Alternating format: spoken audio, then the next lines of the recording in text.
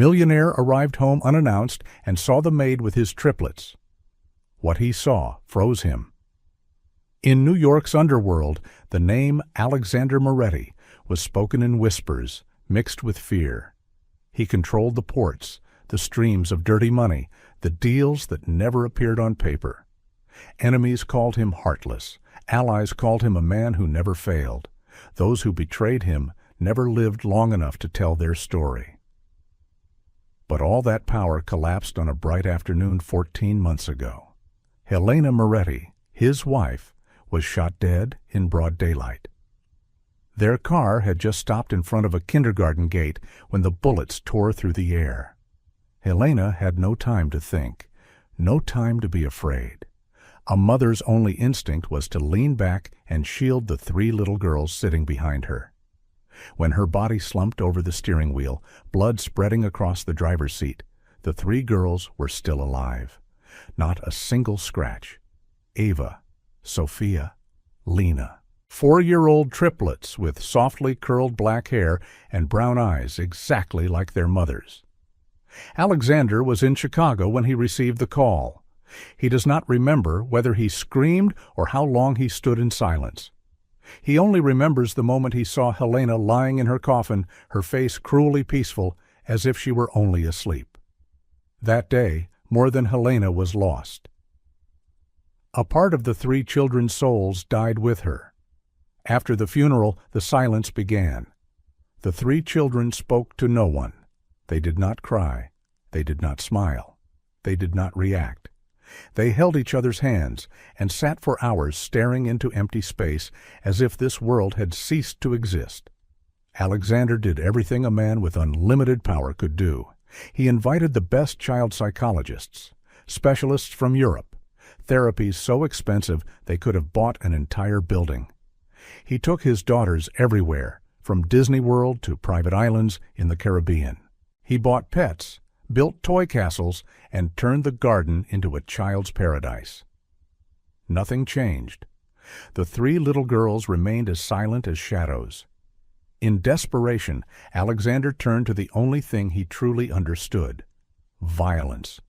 He hunted down the gang that had ordered Helena's murder. One name after another was erased from the map. No negotiations, no mercy, only guns and blood. Within 3 months, the entire gang vanished as if it had never existed. New York's underworld understood the message clearly. Alexander Moretti never forgets and never forgives. But when it was over, when the last enemy had fallen, Alexander stood alone in his study, staring into the empty space before him. There was no sense of victory, no relief, only a cold void spreading inside his chest. Helena did not return, and the children were still silent. Alexander began to flee in a different way. He left home before sunrise and returned only when the night was deep. He turned himself into a machine: meetings, contracts, constant flights between New York, Chicago, Miami, Las Vegas. Anywhere was fine as long as he did not have to face the hollow eyes of his 3 daughters.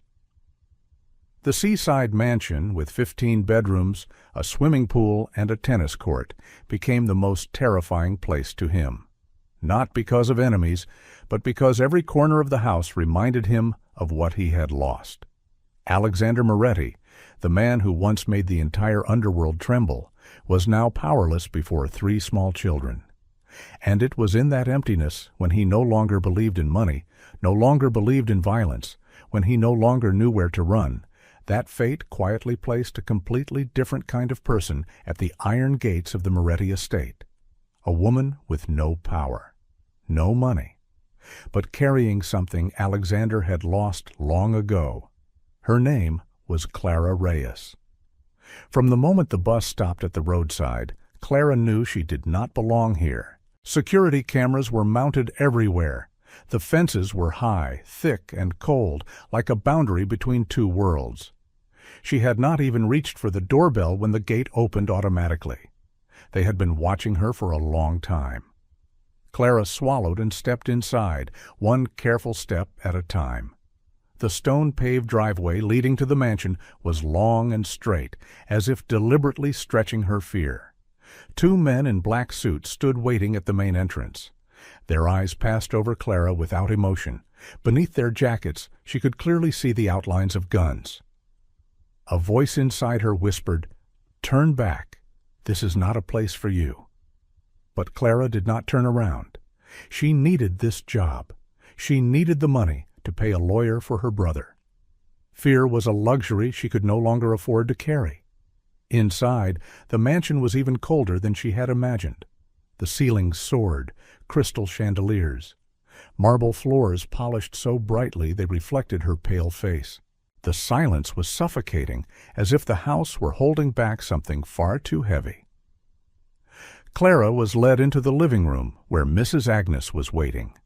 The housekeeper was over 50, her hair silver, her eyes tired, yet still holding a rare gentleness in this house. Agnes looked Clara up and down. No judgment, no pity, just observation. "Is your name Clara Reyes?" "Yes, ma'am." Agnes pointed to the chair opposite her. "Sit down." Clara obeyed.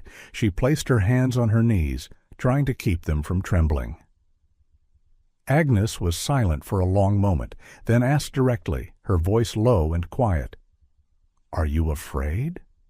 Clara understood she was not asking about cleaning work. She was asking about this place, about the armed men, about the invisible power pressing against every wall. Clara lifted her head and met Agnes's eyes. "Yes, I am afraid." Then she continued, slowly but firmly, "But I have been afraid my whole life, and I am still here." Agnes said nothing, but in her weary eyes something shifted. She nodded. "You're hired. You start tomorrow." The next day at 5:30 in the morning, Clara arrived at the mansion with a small suitcase. Her room was in the east wing, small but clean, better than the damp old apartment with rats and mold. On her first day of work, as the two of them walked along the long second-floor corridor, Agnes suddenly stopped in front of a closed door. "Have you ever taken care of children?" she asked. Clara paused. The question pulled her straight into a distant place in her memory. 3 years earlier, the Bronx, a small auto repair shop on a street corner. Her father, Javier Reyes, the kindest man Clara had ever known, was wiping his hands on an oil-stained rag. He had worked there for 20 years. Everyone knew him. Everyone liked him. Until that afternoon. Two men walked into the shop. They spoke briefly. Their voices were calm. They did not need to raise them. They demanded protection money. Javier refused. He said he made an honest living. He owed no one anything. 3 gunshots rang out right at the shop entrance. Clara heard the shots from 2 blocks away. She ran like she had never run before. But when she arrived, her father was already lying on the concrete floor, blood spreading wide, his eyes still open, staring up at the sky as if asking a question no one would ever answer. Her mother never recovered from that shock. 6 months later, she passed away in her sleep. The doctors called it heart failure. Clara called it pain, slowly killing a person day after day. Then came her younger brother, Daniel Reyes, 19 years old. His only dream was to become an engineer. One day, the police knocked on the door. Drugs in the trunk of his car, a gun in his closet. Everything was too perfect to be real. Daniel was sentenced to 10 years in prison for a crime he did not commit. Clara lost everything in just 3 years. She was 27, with no parents, a brother in prison. By day, she worked at a cafe. By night, she cleaned offices. In the evenings, she squeezed into the lecture halls of a community college, majoring in early childhood education. Every dollar she earned went to lawyers and to the fragile hope that one day Daniel would be cleared of his name. Clara learned to live with pain, not by forgetting it, but by carrying it with her every day. She blinked and returned to the present. Agnes was still standing there, waiting for her answer. "I have," Clara said, her voice tightening slightly. "But more importantly, I understand what it feels like to lose someone you love." Agnes looked at the closed door. "The 3 children haven't spoken a single word for 14 months, she said quietly. "No one has been able to reach them." Clara stared at the door for a long moment. "Maybe," she said slowly, "they don't need to be fixed. Maybe they just need someone who understands." Agnes did not answer, but in her tired eyes something very fragile flickered. Perhaps hope, or perhaps only desperation clinging to whatever remained. Clara met the 3 children for the first time on the second-floor staircase.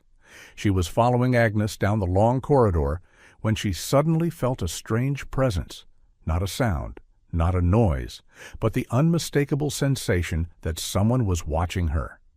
Clara stopped. On the 5th step, the 3 children stood close together, holding hands. Ava in the middle, Sophia on the left, Lena on the right. Soft black curls fell across their foreheads. Their 3 faces were so identical that without careful attention one might think it was a single child reflected in a mirror. They did not smile. They were not afraid either. Their large brown eyes stared at Clara, empty, expressionless, lacking the normal curiosity of children. That gaze sent a chill down an adult's spine, as if one were being looked through rather than looked at. "That's Ava, Sophia, and Lena," Agnes said very softly, almost in a whisper. "The boss's daughters." Clara said nothing. She simply stood still, lowering her gaze to the children's eye level. She did not smile too much. She did not wave. She did not try to provoke a reaction. The 3 children continued to look at her. Then something strange happened. Their eyes followed her. When Clara shifted slightly, the 3 pairs of eyes moved with her. They did not look away. They did not turn aside. There was no fear, only a silent, focused observation, as if they were memorizing every detail. Clara felt her heart tighten, not from fear, but because she realized that the silence was not empty. It was heavy, pressing down on a person, like a room that had been sealed for too long, no longer containing air to breathe. "They don't talk to anyone," Agnes continued sadly. "It's been 14 months. Clara swallowed. She could not take her eyes off the 3 children.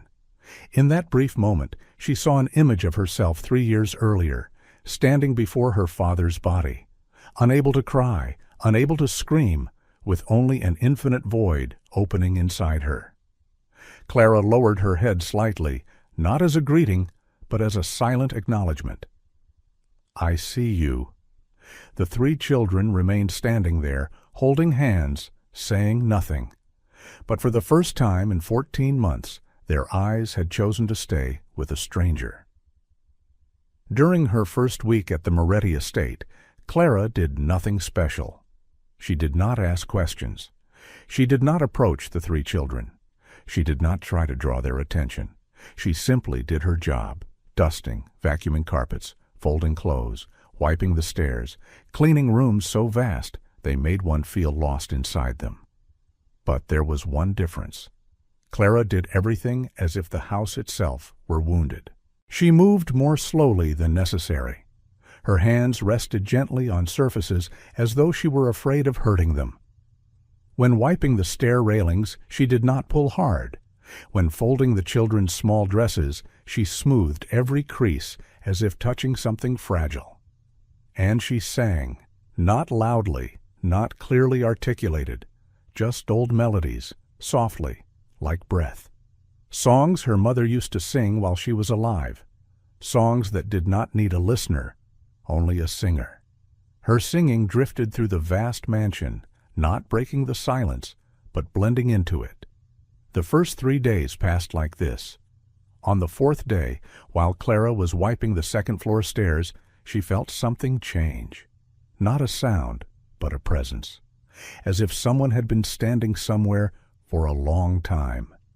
She did not turn around. Her instinct told her not to.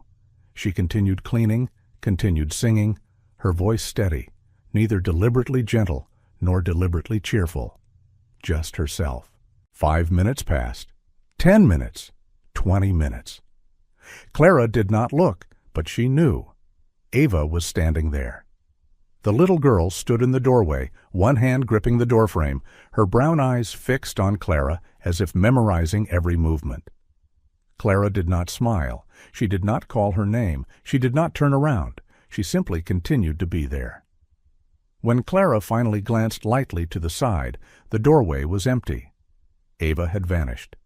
But it was the first time in 14 months that one of the 3 children had watched an adult for so long. In the second week, the change began to spread. Clara was sitting in the laundry room, folding tiny dresses, pink, purple, pale blue. She sang, as she did every day.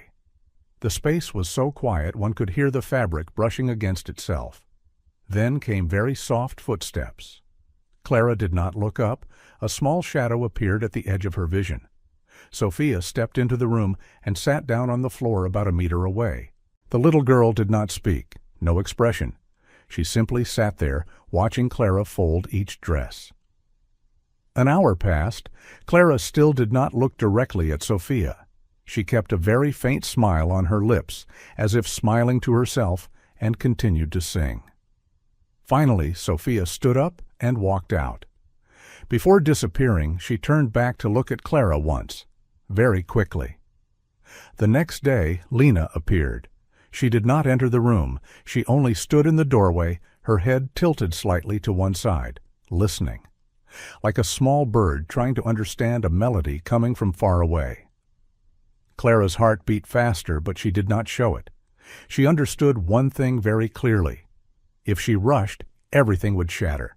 This healing would not come from words, not from questions, not from effort. It came from presence, from being there long enough, patient enough, and genuine enough for the children to believe that this world, though it had once been very painful, could become safe again. Miracles do not arrive with thunder. They come on an ordinary afternoon, in a laundry room filled with the scent of clean fabric and pale light filtering through a small window. Clara was folding blankets, thin children's blankets, light-colored, so light that a single careless movement could send them sliding apart. She moved slowly, as she did every day. When she lifted the stack of blankets, a sheet of paper slipped out and glided softly onto the floor. Clara bent down to pick it up. It was a crayon drawing. A purple butterfly, its wings uneven, lines trembling, the body slightly crooked, as if the artist had paused for a long time before each stroke. To anyone else, it would have been just a clumsy child's drawing. But to Clara, her heart suddenly tightened. She knew at once who had drawn it. Ava. Clara sat down on the floor, holding the picture in both hands. She said nothing for several seconds. She only looked, as if afraid that if she rushed, the moment would disappear. She did not turn around, but she could feel it. Behind the half-open door, a pair of eyes was following her every breath. "It's beautiful," Clara whispered, her voice so light it almost dissolved into the air. "This butterfly is very beautiful." She stood up, holding the drawing, and walked out of the laundry room. She went straight into the large kitchen, where the midday sunlight streamed through the windows, laying a gentle patch of brightness across the wall. Clara found an empty spot on that wall, right beside the window, where every morning the light touched first. She taped the drawing there, not too high, not too low, right at eye level. "Perfect," she said softly, as if speaking to herself. From the hallway, Ava stood watching. She looked at her drawing hanging on the wall, not put away, not forgotten, not treated as meaningless. In those once empty eyes, something stirred, very small, but real. Eva turned away. She said nothing, but she did not take the drawing with her. She left it there. The next day, Clara was dusting the bookshelves in the living room. She sang, as always, a familiar melody, slow and warm. She felt someone standing behind her. Clara did not turn around. Then she heard it. A whisper, so light that if the room had not been completely silent, it would have been missed. "Sing more." Just 3 words, but they were the first words spoken after 14 months of silence. Clara stood still. Her heart pounded so hard it felt as if it might echo out loud. But she did not cry out. She did not weep. She did not turn around. She simply kept singing. Her voice became gentler, slower, as if she were holding something fragile in her arms. And then, behind her, a very soft humming joined the melody. Not words, just sound, but it was the sound of life returning. 2 days later, Clara sat on the floor of the children's bedroom, folding clothes and softly singing a sad song. Ava and Lena were sitting on the bed, watching her, for a long time. Then one of them finally spoke. "Why do you sing sad songs?" Clara stopped folding. She turned toward the 2 girls. "Because sometimes sadness is beautiful, my loves," she said gently. "It means we once loved someone very deeply, so deeply that when they are gone, we still remember. We still feel sad, because love does not disappear just because the person we loved is no longer here." Lena was silent. Her large brown eyes stared at Clara without blinking. Then she spoke, her voice as soft as falling leaves. "I'm sad too." Clara's heart tightened. "I know, my angel. I'm sad too." Eva kept looking at her, as if searching for something in her eyes. Then she reached out. Her small hand touched Clara's cheek, light as a butterfly's wing. Warm, trusting. Clara did not move. She let that little hand rest on her face. Tears gathered at the corners of her eyes, but she did not wipe them away. She let them fall, because sometimes tears are beautiful too. They mean we can still feel, still alive. That afternoon, Sophia sat beside Clara on the laundry room floor, watching her fold towels. Then she asked the most painful question of all. "Where is my mom?" Clara stopped folding. She set the towel down and turned toward Sophia, not knowing how to answer. "Your mom is happy in a faraway place now," Clara said slowly. "And she wishes for you to be happy too." "How do you know?" Sophia asked. "Because my parents are in a faraway place, just like your mom." Clara looked at Sophia. Her eyes were red and swollen. "I miss my mom's hair," Sophia whispered. It smelled like jasmine. She hugged me every night. I used to smell her hair before I went to sleep. Now I can't remember it anymore. I try to remember, but I can't. So. Clara's heart shattered into 1,000,000 pieces. She reached out and gently stroked Sophia's hair. "You will remember, my angel. Maybe not with your nose, but with your heart. The things we love never truly disappear. They live inside our hearts." Clara looked at Sophia and cried. For the first time in 16 months, she cried out loud, not silently, but openly, sobbing, in pain, in release. Sophia wrapped her arms around Emma. At the doorway, Lena and Ava stood watching. Then they began to cry too. They stepped closer. Clara pulled them all into her arms. All 4 of them held each other and cried. Week 6. A quiet afternoon. Clara sat in the kitchen, folding tiny clothes that still carried the soft scent of sun-dried fabric. On the wooden table in front of her, 3 little girls sat in a row, little Sophia, Lena, and Eva. 3 pairs of small legs swung in the air, gently brushing against one another in a rhythm known only to childhood. Clara began to sing, not sad songs, but a joyful one, a song her mother used to sing in the happiest days of her life, about sunlight, about love, about hope. "Do you know this song?" Clara asked softly. Little Sophia shook her head first. Lena tilted her head, thought for a second, then shook hers too. Ava blinked, puckered her lips, and followed with a shake of her head. "Did your mother ever sing this song to you?" All 3 nodded. Their eyes lit up at the same time, as if they had just touched a distant but warmly glowing memory. "Then let's sing together," Clara smiled. "I'll sing the main part. You sing along." Clara began. Her voice was slow and gentle, guiding the three small unsteady voices behind her. Lena sang ahead of the beat. Ava often came in a line late. Little Sophia sometimes forgot the words and simply hummed with the melody. But no one cared. They sang, together, like a family. Music filled the kitchen. The afternoon sunlight streamed through the window, laying a soft golden glow across the wooden floor and over the children's tousled hair. On the wall behind them, the purple butterfly painting was still there, a silent witness to everything that had happened. Agnes stood at the kitchen doorway. She did not know how long she had been standing there. She only knew that before her eyes, Ava was sitting on Clara's shoulders, her hands tangled in Clara's hair, laughing endlessly. Lena sat on the table, her legs swinging, her mouth wide open as she sang out of tune.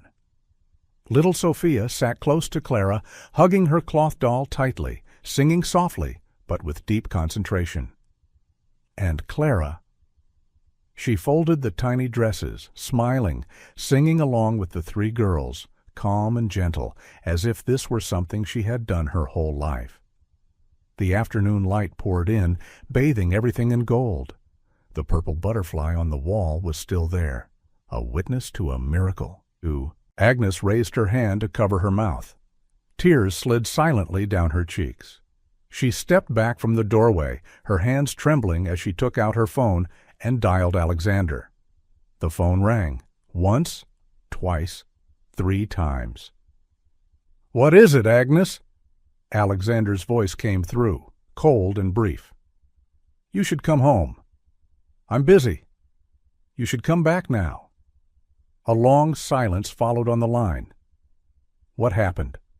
Agnes wanted to speak, wanted to shout that his children were laughing, singing, coming back to life. That a miracle was happening right there in the kitchen. That he needed to come home immediately. But she was afraid that if she said it out loud, the miracle would disappear. "It's just, you should come back." Silence. Then Alexander said, "I'll come back when I'm done." And he hung up. Agnes stared at the dark screen of her phone, sighed softly, then turned back toward the kitchen, where the laughter was still echoing through the house, and she wondered. When Alexander returned, would he recognize the miracle growing beneath his own roof? Or would he destroy it, as he had destroyed so many other things in his life? After Agnes's phone call, Alexander had a sinking feeling that something was wrong. He hurried home. The front door closed behind him, and as it had every day for the past 14 months, silence wrapped around Alexander. But this time, something was different. He heard a sound, not the footsteps of his guards, not the clatter of objects being moved. It was a sound Alexander had not heard in this house for a very long time. Laughter. Alexander froze, his heartbeat spiked. By instinct, his hand went to his side, where a weapon would normally be. But this was not the sound of danger.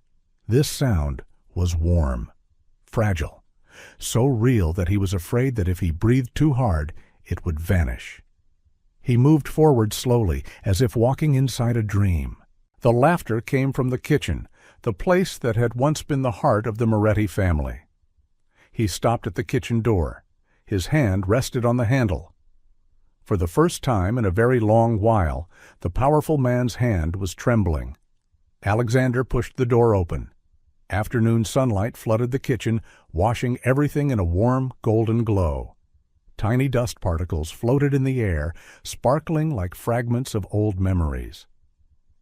And there, right before his eyes, was the impossible. Lena was sitting on Clara's shoulders, laughing loudly and calling out, "Clara, you sing so beautifully." Alexander Moretti stood motionless at the kitchen doorway, like a stranger spying on his own life. The three children had no idea he was there. They laughed, They sang. They were so natural it hurt. Clara gently shifted to keep Lena from slipping off her shoulders, her mouth still following the familiar melody. The scene was too perfect, too peaceful, and completely beyond Alexander's control. Part of him wanted to step forward. The other part could not bear it. He, Alexander Moretti, the man who had built an empire on fear and obedience, was now standing outside his own children's lives. He was not the one being called. He was not the one being trusted. The feeling crushed his chest. Jealousy, shame, anger, emotions he had never allowed himself to acknowledge now surged at once, violent and uncontrollable. "What the hell is going on here?" Alexander's voice tore through the kitchen. The singing cut off as if strangled. The laughter vanished. The sunlight remained, but the warmth did not. Lena stiffened on Clara's shoulders, her face drained of color, eyes wide as she stared at the man in the doorway. That was not the look a child gave her father. It was the look of fear. Clara felt the small body trembling. She bent down and carefully set Lena on the floor, as if handling a bomb that could explode at any moment. "Sir, I was just—" "You were hired to clean," Alexander roared, striding into the kitchen, each step falling like a hammer blow. "Not to turn my house into a circus." Ava and Sophia retreated against the counter, hands tightly gripping each other. The eyes that had just been shining were now clouded with panic. Lena burst into tears, choked, terrified sobs, and ran to hide behind Clara, her small hands clutching desperately at her skirt. Clara straightened. She did not kneel. She did not bow her head. "The children are happy," she said, not loudly but firmly. "For the first time in 14 months they are talking, laughing, singing. Don't you see that?" "I don't need you to teach me how to be a father," Alexander snapped, stepping closer, his face flushed, veins standing out along his neck. "They are my children, not yours." Clara stepped back one pace, not out of fear, but because Lena was shaking behind her. "I am the only one who made them speak again," Clara said slowly, each word clear. "How many specialists have failed? How much money have you poured into this? You can fire me, but you cannot deny that." No one had ever spoken to Alexander Moretti like that. Silence fell, heavy and suffocating. Then Alexander's face darkened. "You're fired," he said coldly. "Pack your things. Leave immediately." Clara looked at him. There was no pleading in her eyes, no fear, only a deep, aching disappointment. She knelt, gently prying Lena's fingers from her skirt. The little girl sobbed. "Clara, please don't go." Clara's heart shattered. She wiped Lena's tears. "Everything will be all right, my angel," she whispered. "You'll be okay." Then she stood, back straight, chin lifted. Clara Reyes walked out of the sunlit kitchen, leaving behind 3 sobbing children, a father breathing hard with rage, and a house that had just lost its miracle. The days that followed passed like a long, unending nightmare. Silence returned to the Moretti mansion, but this time it was different. Before, the 3 children had been silent toward the entire world. Now that silence was reserved for only one person, Alexander. The next morning, he tried to have breakfast with them. 3 small plates were neatly arranged on the table. The bread was still warm. But the moment Alexander sat down, Ava, Sophia, and Lena all stood up at once, without looking at him even once. They left the room, leaving behind 3 untouched plates and a father frozen in his chair. On the second day, Alexander went into the nursery. He spoke. He apologized. He explained. He promised. He begged. But the 3 children turned their backs and stared at the empty wall, as if he did not exist. On the 3rd day, Alexander could not sleep. He stood outside the nursery at midnight, watching his 3 children lying pressed together in the pale moonlight. He reached out, then stopped, his hand suspended in midair. Ava opened her eyes. She looked straight at him, not afraid, not crying. "You fired Clara," Eva said, her voice flat, cold enough to steal Alexander's breath. "I hate you." 3 words, short, sharp, and enough to kill a man. That was the last time Eva ever spoke to him. Alexander left the nursery like a walking corpse. He sat in his darkened study, a bottle of liquor on the desk, Helena's photograph turned face down. For the first time since the funeral, he cried, not from anger, not from helplessness, but from a truth he could no longer escape. He had destroyed the only thing that could save his children, not because of enemies, not because of danger, but because of his own pride, jealousy, and fear of being replaced. When Alexander finally lifted his head, eyes red, voice hoarse, he said to the man standing before him, his right-hand man, "Find her for me." And somewhere out there, Clara Reyes was continuing her difficult life, unaware that the truth was about to be revealed and that fate was preparing to cross their paths once more. Clara Reyes met Alexander Moretti again in a small cafe in the Bronx. No bodyguards, no armored cars, no glamour. Just a man in a black suit sitting quietly in the corner, a cup of coffee long gone cold in front of him. Clara recognized him immediately, not because of his power, but because of the exhaustion that seeped from every movement. Alexander looked much older than the man who had once shouted at her in that sun-filled kitchen.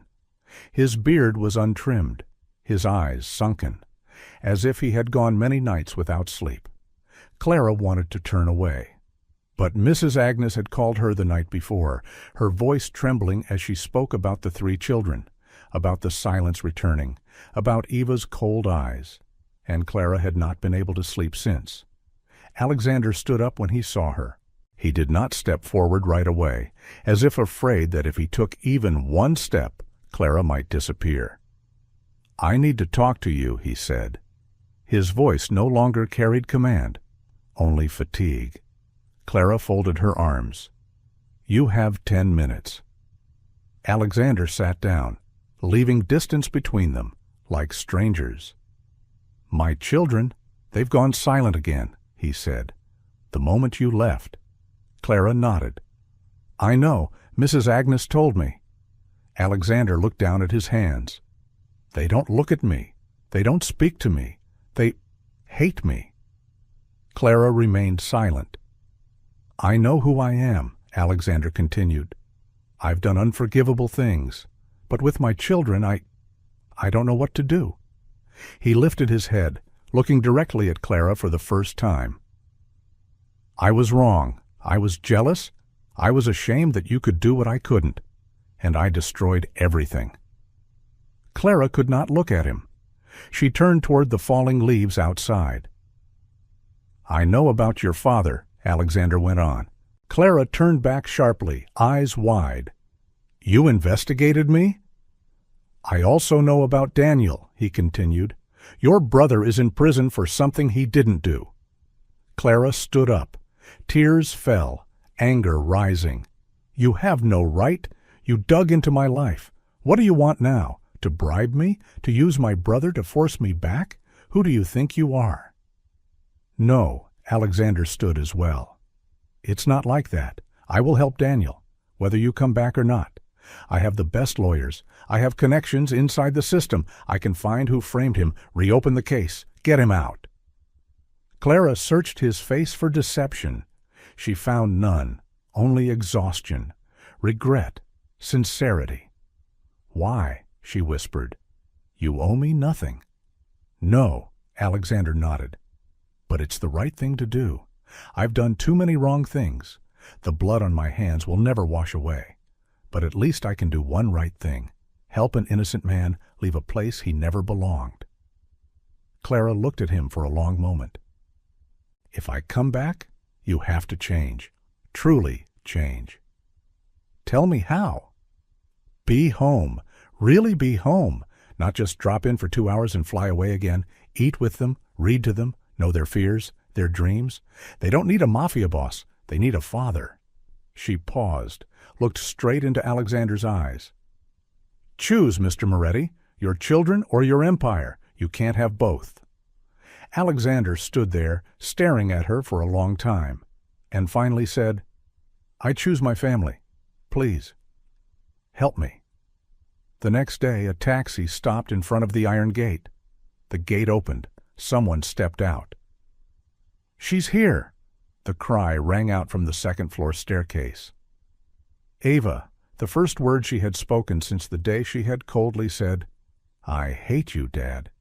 This time, her voice was no longer icy. It trembled, full of hope, full of life. Sophia and Lena ran after their sister. 3 small pairs of feet raced down the stairs so fast that Mrs. Agnes had to hurry to open the front door before the children could reach the handle. Clara stood there, a simple white dress, a small bag over her shoulder, black hair neatly tied back. But what made the 3 children freeze for a brief second was her smile. The warm smile they had missed for 3 long days that felt like 3 years. "Hello, my little angels," Clara said softly. "Miss Clara, Miss Clara." All 3 shouted at once. They ran like arrows. Eva wrapped her arms around Clara's waist. Sophia hugged her back tightly. Lena looped her arms around Clara's neck. The 3 of them cried and laughed at the same time, calling her name in joyful chaos. "We thought you were gone forever," Sophia sobbed. "We missed you so much," Lena choked. Clara knelt down and opened her arms, pulling all 3 into a tight embrace, holding them as if afraid that if she let go, the miracle would vanish. "I'm sorry," Clara whispered, tears falling onto their small heads. "I'm sorry I left. I never should have gone." "We forgive you," Eva said, her voice small but clear. Eva lifted her tear-stained face. "You'll stay, right? Stay with us? You won't leave again, right?"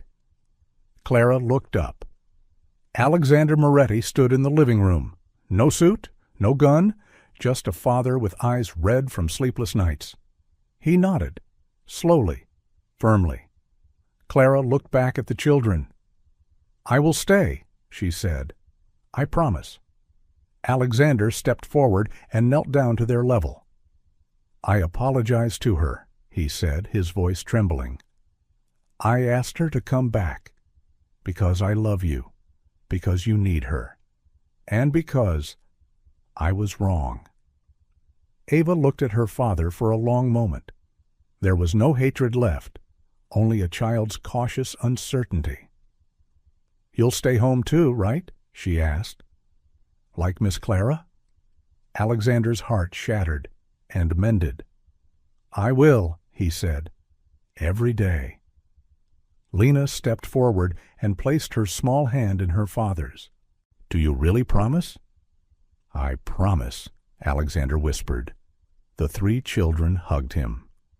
Alexander Moretti, the man who once made the entire underworld tremble, knelt on the marble floor, holding his children and crying. Not because of weakness, but because he had been saved. Clara sat beside him, her hand resting on his shoulder. Agnes stood at the doorway, turning her face away as silent tears fell.